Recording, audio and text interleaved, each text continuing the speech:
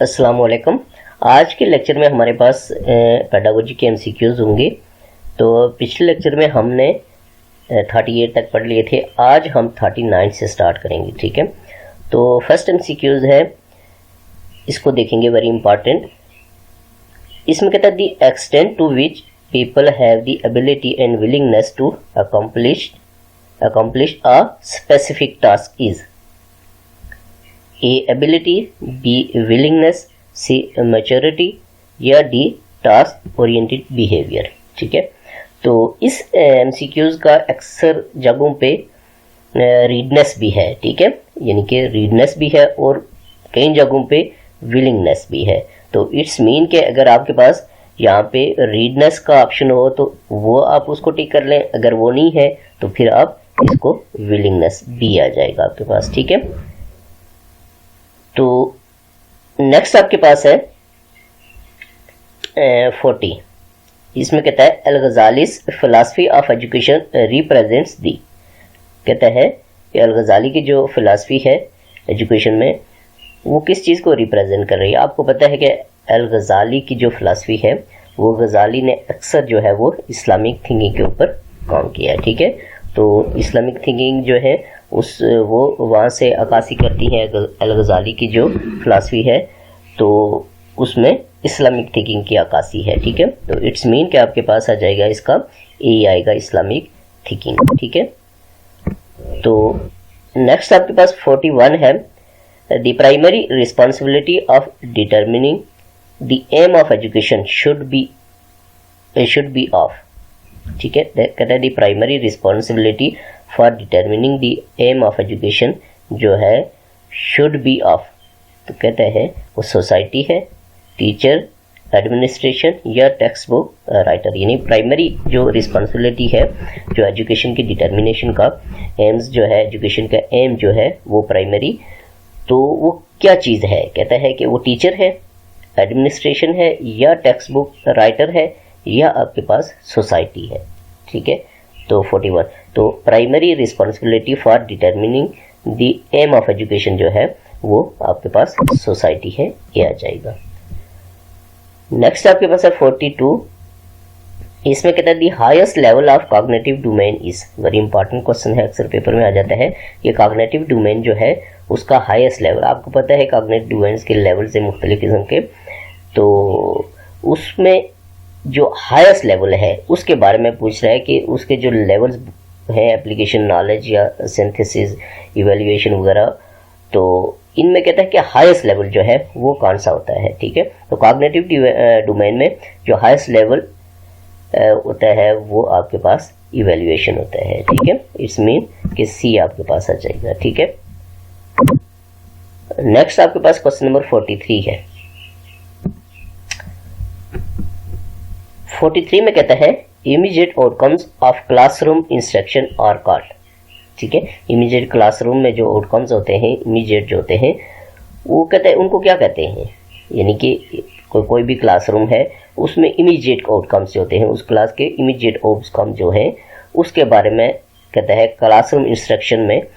तो जो बच्चों की इंस्ट्रक्शन वगैरह होती है, बच्चों की पढ़ाई वगैरह होती है, तो उसमें जो इमीडिएट चीज़ है उसके बारे में पूछ रहे हैं कि वो एम्स होते हैं इमीडिएट या इमीडिएट ऑब्जेक्टिव्स होते हैं या इमीडिएट में गोल्स आते हैं या इमीडिएट में टारगेट्स आते हैं। ठीक है, 43। तो देखिए एम्स तो ये नहीं आ सकते इमीडिएट में, ये ज़ाहिर एकदम से नहीं हो सकते, गोल्स भी नहीं हो सकते एकदम से, टारगेट्स भी आपको पता है ये लंबा प्रोसेस होता है। तो इट्स मीन के ऑब्जेक्टिव्स होते हैं। ठीक है, जो immediate outcomes of classroom instruction होते हैं। नेक्स्ट आपके पास है 44 changing agent in over education system is. Very important कि हमारे एजुकेशन सिस्टम में चेंजिंग एजेंट होता है वो कौन होता है। क्या वो टीचर है, क्या वो पेरेंट्स है, या वो सोसाइटी है, या रिसर्चर जो है वो चेंजिंग एजेंट है। ठीक है, changing agent in over education system. तो हमारी एजुकेशन सिस्टम में जो चेंजिंग एजेंट है वो आपको पता है पेरेंट्स भी नहीं हो सकते, सोसाइटी भी नहीं है, रिसर्चर भी नहीं हो सकते, बल्कि एक टीचर होता है। ठीक है, जो चेंजिंग एजेंट होता है हमारे एजुकेशन सिस्टम का। ठीक है, नेक्स्ट आपके पास है 45 इसमें कहते हैं major guiding principle for curriculum development is, ये भी बहुत इंपॉर्टेंट है, करिकुलम से रिलेटेड है। तो कहते हैं मेजर गाइडिंग प्रिंसिपल जो है फॉर करिकुलम डेवलपमेंट, करिकुलम के डेवलपमेंट के लिए जो मेजर जो इसका उसूल है, जो गाइडिंग मेजर गाइडिंग प्रिंसिपल है, सबसे बड़ा आप उसको कह सकते हैं। तो वो कहते हैं कि पैटर्न है या मॉडल है सबसे बड़ा, या आपके पास बड़ा डिज़ाइन है, या हाइपोथेसिस है। ठीक है, क्योंकि करिकुलम जब डिज़ाइन होता है, आपको पता है जब उसकी डेवलपमेंट होती है तो ज़ाहिर है उसके कुछ उसूल होते हैं किसी चीज़ के तहत, वो ज़ाहिर है ऐसे ही नहीं करिकुलम बन जाता, बल्कि उसके पीछे बहुत सारी प्रोसेस होता है, उसके बाद जाके करिकुलम डिज़ाइन होता है। कई बार उसमें बहुत बड़ी बड़ी मीटिंग्स होती हैं, बहुत सारी चीज़ें होती हैं, तब जाके किसी भी कंट्री में करिकुलम डेवलप होता है। ठीक है, तो कहते हैं मेजर गाइडिंग प्रिंसिपल क्या है उसका।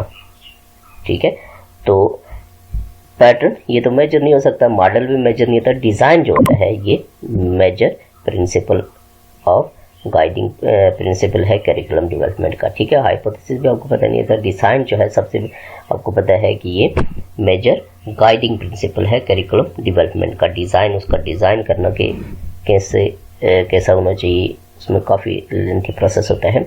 नेक्स्ट आपके पास है 46, इसमें कहता है in Pakistan teachers are generally trained about new changes in curriculum by imparting training through. कहता है कि जब नया करिकुलम आता है, नई चीज़ें आती हैं, तो करिकुलम में ज़्यादा चेंजिंग होती है। आपको पता है कि जैसे आजकल नेशनल सिंगल नेशनल करिकुलम बना है, उसके तहत कहते हैं कि प्राइवेट और गवर्नमेंट सेक्टर में पढ़ाया जाए। तो ये जो चेंजिंग्स आती हैं, ठीक है, तो कहते हैं कि इसके हिसाब से पाकिस्तान में teachers are general trained about new changes in curriculum by imparting training through. तो किसके थ्रू होती है टीचर्स की ट्रेनिंग, यानी कि न्यू करिकुलम में जो चेंजेस, करिकुलम में जो चेंजेस आती हैं, न्यू करिकुलम आता है, न्यू बुक्स आती हैं, न्यू चीज़ें आती हैं, तो वो उसके हिसाब से जो टीचर्स की ट्रेनिंग होती है उसके बारे में पूछ रहा है। तो कहता है curriculum wing ministry of education है, या DSD है, या पेज है, या नीज है। ठीक है, तो ये आपके पास 46 का आ जाएगा, ये curriculum wing ministry of education है। ठीक है, यानी करिकुलम है ये मिनिस्ट्री ऑफ एजुकेशन में एक करिकुलम विंग होता है, तो उसकी रिस्पॉन्सिबिलिटी में आता है। नेक्स्ट आपके पास है 47। 47 में कहता है MBO means manipulating by objectives, mission before objectives, या मैनेजमेंट बाय ऑफिशियल्स, या मैनेजमेंट बाय ऑब्जेक्टिव्स। ठीक है, MBO दूसरे लफ्ज़ों में आप कह सकते हैं कि MBO जो है वो किस चीज़ का एब्रीविएशन है, ये किस चीज़ को स्टैंड कर रहा है, इसका मतलब क्या है। तो MBO means in education management by objectives होता है, इट्स मीन के D आ जाएगा। ठीक है, 47 का D। नेक्स्ट आपके पास है 48, the inspection concept was started in. ये इंस्पेक्शन का जो कॉन्सेप्ट है, आपको पता है कि इदारों में, मुख्तलिफ इंस्टीट्यूट में, मुख्तलिफ कंपनीज़ में, या इस तरह से इंस्पेक्शन होती है। तो कहता है कि एजुकेशन में ये जो इंस्पेक्शन का जो कॉन्सेप्ट है, ये किस मुल्क ने स्टार्ट किया, कहाँ से इसकी डेवलपमेंट शुरू हुई, यानी कि किसने इसको स्टार्ट लिया। ठीक है, उसके बाद बाकी फिर बाद में कहाँ पे गया वो अलग बात है, लेकिन ये कहाँ से स्टार्ट हुआ, स्टार्ट वो कंट्री कौन सा है उसका नाम पूछ रहा है। अमेरिका से स्टार्ट हुआ, चाइना से, इंडिया से, या इंग्लैंड से। तो इंस्पेक्शन का जो कॉन्सेप्ट है वो स्टार्टेड फ्रॉम इंग्लैंड, इंग्लैंड से स्टार्ट हुआ। ठीक है, सबसे पहले इंग्लैंड में स्टार्ट हुआ। नेक्स्ट आपके पास है 49, इसमें कहता है who is known as the father of administrative process. Father of administrative process जो है उसका फादर किसको कहा जाता है, उसका नाम पूछ रहा है, सिंपल। तो ए लूथर गुलिक, या B हेनरी फ्योल, या C सीयर्स, या आपके पास D मास्लो। ठीक है, 49।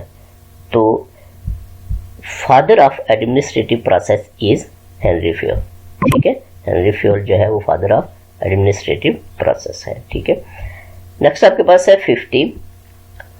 तो 50 में कहता है according to Allen a scale down teaching is counted in class time and class size is related to. देखिए क्लास टाइम और क्लास साइज के बारे में पूछ रहा है, ठीक है।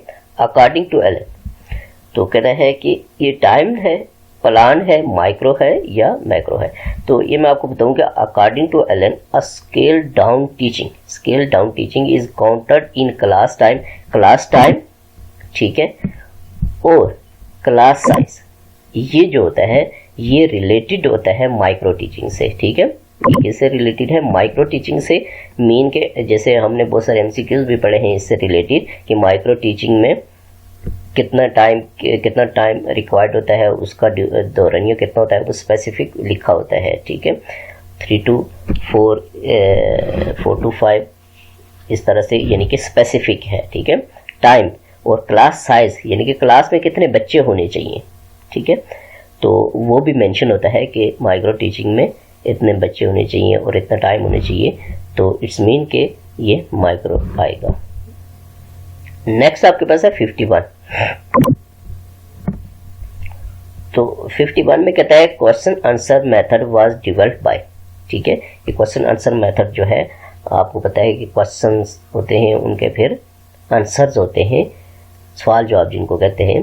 तो कहता है कि ये जो मेथड है ये किसने डेवलप किया, उस यानी जिस बंदे ने इसको डेवलप किया उसका नाम पूछ रहा है, ठीक है। तो मैं सिंपल तरीके से आपको समझा रहा हूँ। बहुत सारे लोग कहते हैं कि आप मुश्किल से वो वर्डिंग यूज़ करते हैं, तो सिंपल तरीके से समझा रहा हूँ ताकि हर बंदे को समझ आ जाए, ठीक है। तो कहता है क्वेश्चन आंसर मेथड जो है, ये क्वेश्चन आंसर सवाल जवाब का जो मेथड है ये किसने डेवलप किया इसके बारे में पूछ रहा है। तो उस बंदे का नाम पूछ रहा है सिंपल। तो ए कोल्डवेल ने, बी ग्लेसर ने, या सी सुकरात ने, या डी जॉन डेवी ने, ठीक है। 51। तो क्वेश्चन आंसर का जो मेथड है ये डेवलप किया था सुकरात ने, ठीक है, सुकरात ने। नेक्स्ट आपके पास है 52। कहता है technical education and science education were focused in. Technical education और साइंस की जो एजुकेशन है वो फोकस करती है इन, कहता है सैडलर्स कमीशन, हार्टॉग कमेटी, थोड़ी इंग्लिश, हार्टॉग कमेटी, या आपके पास सी सर्जेंट रिपोर्ट, या डी हंटर कमीशन। 52। तो technical education and science education were focused in, इसके ऊपर फोकस्ड है इन सर्जेंट रिपोर्ट, ठीक है। सी आपके पास आ जाएगा, ठीक है। तो आज के लेक्चर में हमारे पास यहाँ तक कि एमसीक्यूज थे। नेक्स्ट लेक्चर में मैं आपको 53 से ऑनवर्ड एमसीक्यूज करूँगा। वेरी इंपॉर्टेंट है, पीपीएससी के पेपर्स में से मैंने उठाए। तो नेक्स्ट लेक्चर के साथ हाजिर हूँगा। अल्लाह हाफिज़।